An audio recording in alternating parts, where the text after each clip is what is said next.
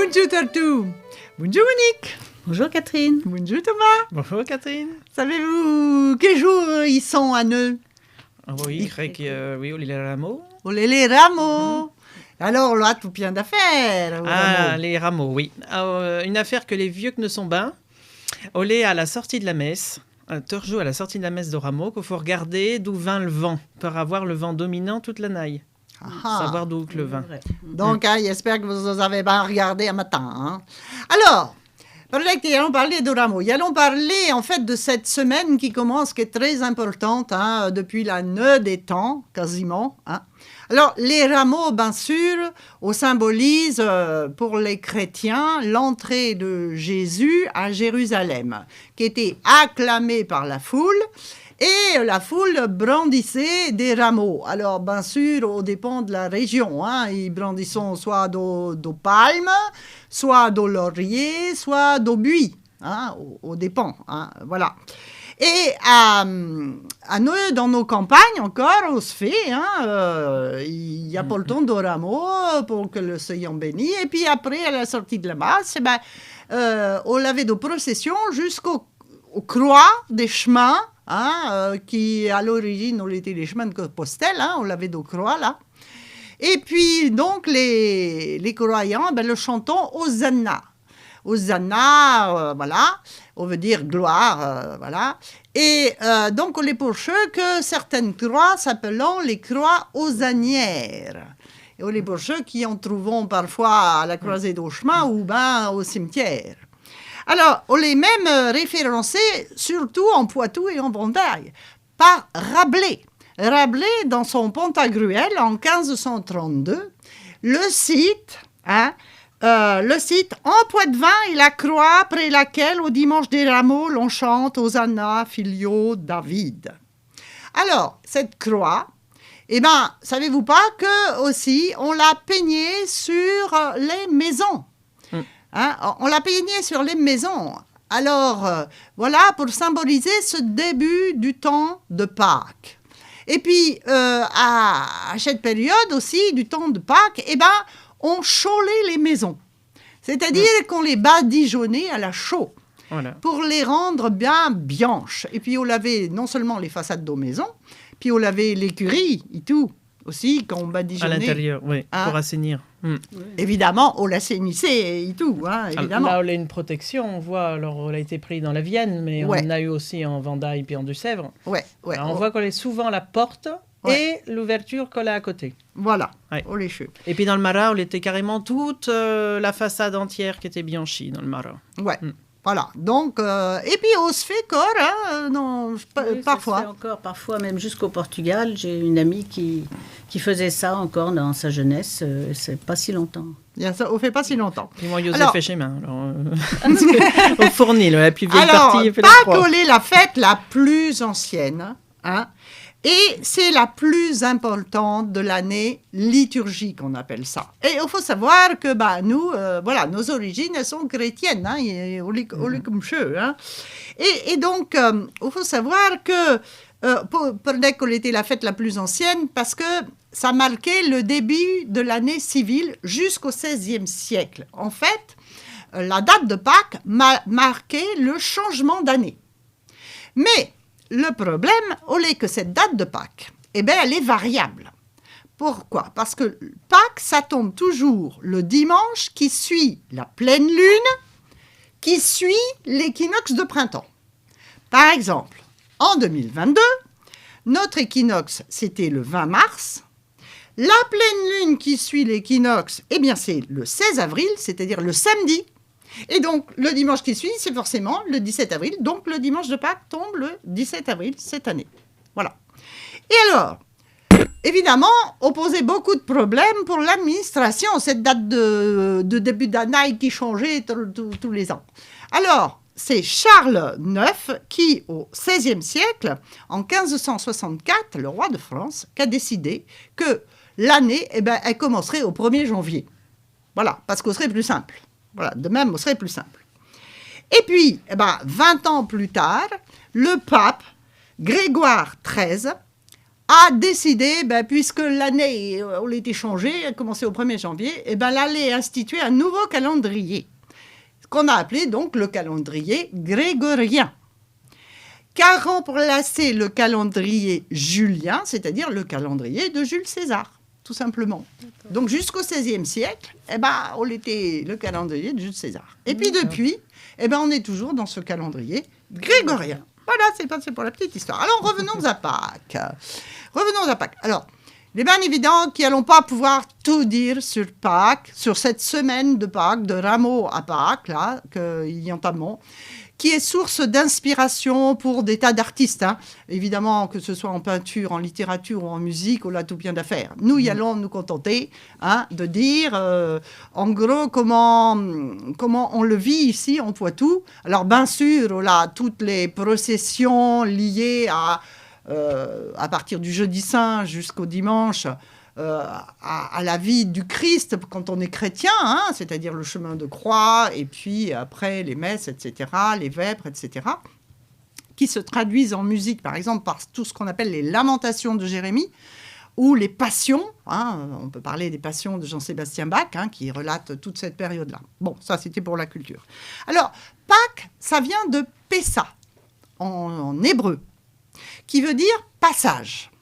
Et donc, c'est effectivement, ça symbolise, bien sûr, le passage des Hébreux à leur sortie d'Égypte, le passage de la mer Rouge. Ils sont guidés par Moïse. C'est donc la référence à ce qu'on appelle l'Ancien Testament. Alors, ce passage, c'est une allégorie, ça devient une allégorie, c'est-à-dire de la terre d'exil à la terre de la liberté, mais c'est aussi de l'esclavage, justement, à la liberté. Et pour les chrétiens, tous les chrétiens, catholiques, protestants et autres, c'est véritablement le symbole du passage de la mort à la vie, c'est-à-dire ce qu'on appelle la résurrection. Alors c'est très important parce que tout à l'heure, on a vu qu'on blanchissait les maisons. Et donc ce blanc, c'est le symbole de la lumière. Eh bien, on trouve le symbole pour les chrétiens de la résurrection, c'est le blanc et l'or. Voilà, c'est le blanc et l'or. Et puis, c'est aussi, bien sûr, le symbole de cette renaissance qui correspond aussi au printemps, évidemment, et donc du retour à la vie, de l'abondance. Voilà. Et c'est aussi ce qui va donner, par exemple, par extension, bien sûr, le nom de Pascal. Si on est né à Pâques, on va s'appeler Pascal. Et puis, par exemple, la découverte de l'île de Pâques, c'est parce qu'elle a été découverte à Pâques, tout simplement. Il rebondit sur tes couleurs blanches et or. C'est exactement ce qu'on trouve, les couleurs, sur les anciens corbillards hippomobiles. Parce que souvent, les décorations sur le corbillard même en bois étaient blanc. Et par contre, les dais étaient souvent plutôt or. Et c'est vrai que dans la mort, chez les chrétiens, c'est juste un passage. Donc voilà. C'est pour une autre vie. Donc, c'est ça, c'est un passage pour une autre vie. Alors, les Hébreux, quand le sont partis, avant de partir d'Égypte, on avait un repas très important. C'était le repas de l'agneau. Or, ce repas de l'agneau, il est toujours resté dans nos traditions familiales. Et donc, ils faisaient un repas à l'agneau ou au bico. Parce qu'en Poitou, on a une telle de chèvre, et donc de bic. Et les petits bicots, ils naissent en janvier. Et puis, quand ils sont prêts à manger, en tant que bicots, on les, vers Pâques, 3 mois après, 3-4 mois après, on les pour ceux qui trouvent uniquement à cette période-là dans nos boucheries d'Obico. Et puis alors évidemment, comme on est le printemps d'Obico, on se fait à l'hiver, parce qu'on les mamans. Et puis alors cette tradition, elle se retrouve aussi sur les meubles. Parce que figurez-vous que sur les ferrures de meubles, ils trouvent des références, comme par exemple dans Chaud Cabinet, là. Sur les férules, si on zoome sur la férule, y allons voir un petit bico, gadidon, voilà, avec ses petites cornes là, et puis son bec, sa goule. Voilà. Et ça, c'est une armoire très ancienne. Oui, elle est probablement milieu 19e, voire début du seconde moitié du 19e. Et puis, alors, évidemment, on a également d'autres références à cette abondance et cette fertilité, cette renaissance après Pâques, justement, qui se traduit par la mythologie des cloches, on va dire. Hein. Ces fameuses cloches qui se taisent au moment de la mort du Christ et qui vont revenir de Rome pour annoncer la résurrection, donc le retour à la vie, à l'abondance, le dimanche de Pâques. Et on les pour ceux que nos petits drôles, allons courir dans le jardin le dimanche de Pâques pour essayer de trouver nos œufs.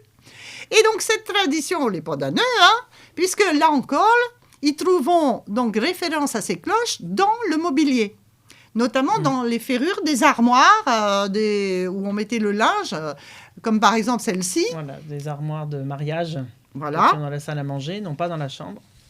À 2 portes, elle est marquetée, elle est magnifique celle-là. Et voilà, avec une cloche au milieu, en centre de serrure. Au centre de serrure, on voit bien la forme de la cloche. Hein. Voilà, et les cloches qu'apportent aux œufs, hein, évidemment. Alors, pourquoi les œufs? Pour dès qu'il y avait tout bien du, hein, sur ce plateau, qui annonce Pâques. Hein. Eh bien, pour dès, parce qu'on est la fin du carême. Et pendant tout le carême, on était interdit de manger nos œufs. Parce qu'on est trop riche. Donc, les paysans qui le faisaient, le gardion tout Jésus. Et donc, Jésus, après, à Pâques, il fallait en faire quelque chose. Alors ça, ils verront ça dans une autre émission, bien sûr, où ils allons parler du gâteau de Pâques qui est fait avec tout Jésus, que l'avions gardé tout ce temps.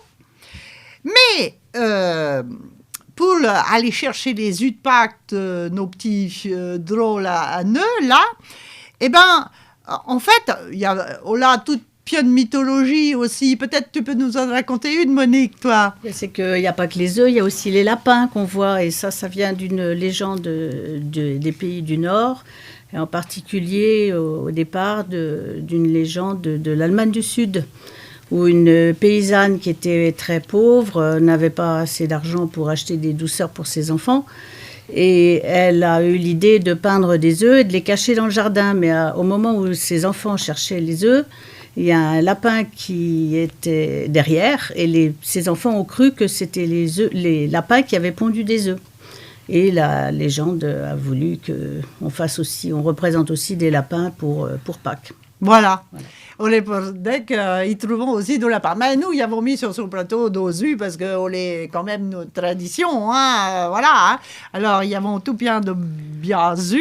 Et puis, il faut savoir que même les œufs, regardez donc, là, il y en a un, là, vous voyez? Et bien là, on est un leurre. On était ce qu'ils mettions pour faire cuire les poules ou les cannes, hein? Et là, on est un leurre, un œuf, voilà, on sert à tout bien d'affaires, les œufs, hein. Et puis, on a d'autres... T'en as apporté un nu en bois. Alors, moi, il y en a 2. Alors, Tchéla, qui est bien comme Tchola, l'était fait pour repriser les chaussettes. On les chausses. Puis on mettait dedans pour repriser, et au moins, on pouvait buter. Comme ça, on se piquait pas les dés. On les tue. Ouais. Et puis après... on prenait pas l'autre côté. Puis on prenait pas l'autre côté. Et après, on a Tchéla, qui était en 2 parties, qui se dévissaient, parce que dedans, on avait le chapelet. Ouais. Souvent, les œufs de chapelet. Voilà. Le chapelet, ouais. Parce qu'elle aux avions après dans la mégaillère. Voilà. Et puis, à Neu, là, sur ce plateau, on l'avait bien œufs, bien décorés, puisque après, on devient un symbole de richesse, les œufs. Hein, c'est-à-dire qu'on s'est changé. Mais aussi. le dos d'autruche, ça, on les groue. Hein. On les groue, hein, là. Et puis, ils trouveront aussi, bien sûr, hein, il n'y avait pas d'œufs de Fabergé sur ce plateau, coûte trop cher. Hein. Mais bon, ils ont amené des petits œufs, on a même en chocolat. Mais ça, il faudra attendre dimanche prochain. Hein. Ah, oui. Bon. Alors, en attendant dimanche prochain, ils vont peut-être chanter une chanson pour nous quitter. Hein. Alors, ils comptent sur vous la semaine prochaine parce qu'ils allons faire nos gâteaux de Pâques la semaine prochaine. Puis, en attendant, ils allons vous chanter une chanson. Voilà. Rendez-vous pour les gourmands. Pour les gourmands la semaine prochaine. Alors, entends-tu la petite chanson, comment elle s'appelle? C'est une danse, je crois. Une danse. C'est un rond de l'île Dieu. Un rond de l'île Dieu. Qui est chanté par le groupe Tchak Boom. Et donc, un rond de l'île Dieu se fait souvent à la Goule. Parce que dans le Marais breton, nous n'avions pas toujours les moyens d'avoir un instrument. Donc, on se répond. Une c'est chanson à répondre. On s'appelle Quand nous sommes à Pâques. Quand nous sommes à Pâques.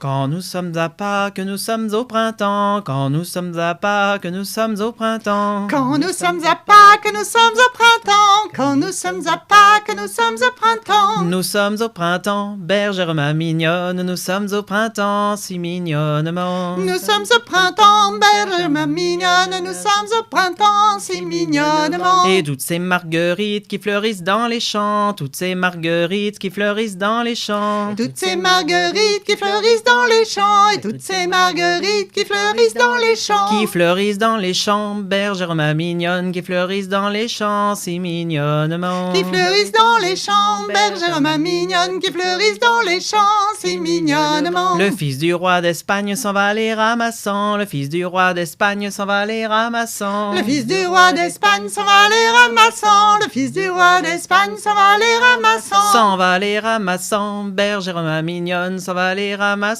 si mignonnement. S'en va les ramassant, bergère ma mignonne, s'en va les ramassant, si mignonnement. Il en remplit ses poches, il en remplit ses gants, il en remplit ses poches, il en remplit ses gants. Il en remplit ses